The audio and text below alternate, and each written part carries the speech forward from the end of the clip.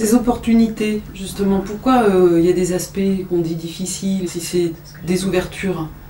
Alors, là interviennent toutes les diverses écoles d'astrologie, les diverses manières de pratiquer l'astrologie.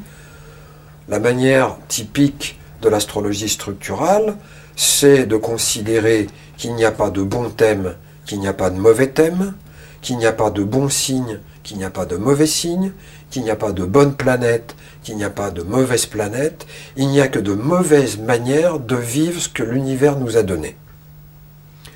Et donc, en termes de transit, en termes de passage du ciel, enfin d'une planète à un endroit où était cette planète-là au moment de notre naissance, eh bien, l'astrologie structurale considère qu'il n'y a pas de mauvais passage.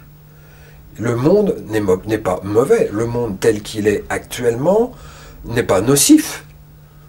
C'est notre manière de réagir qui est nocive. C'est notre refus qui est nocif.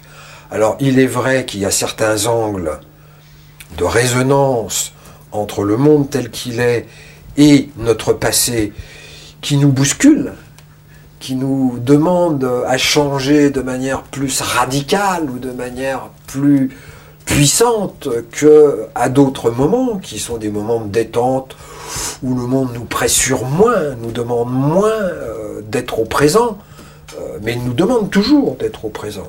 Mais c'est plus ou moins incitant.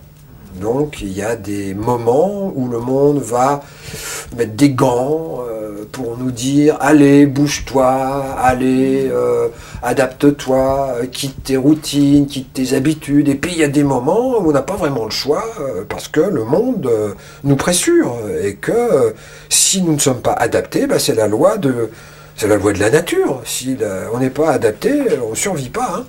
Bon, si on prend le cas par exemple de quelqu'un qui, à tel âge de sa vie, a perdu son travail, sa femme, s'est retrouvé dans une situation extrêmement difficile et qu'on se rend compte a posteriori qu'effectivement, il avait ce qu'on pourrait appeler en astrologie traditionnelle des transits très, très difficiles.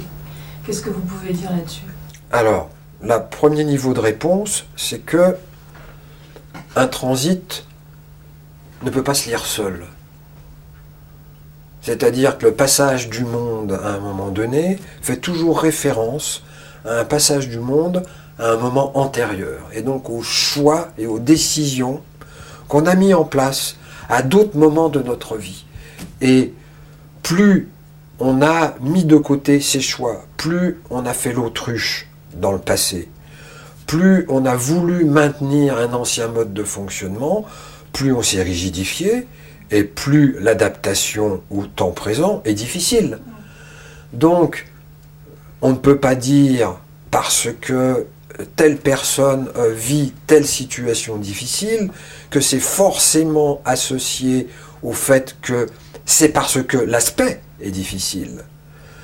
C'est à associer au fait que dans le passé, et on peut retrouver les dates, et on peut retrouver les absences de choix ou les non-choix qui ont été faits à ces dates-là, qui font que, au bout du compte, à un moment donné, la personne ne peut plus reculer, la personne est acculée à devoir changer.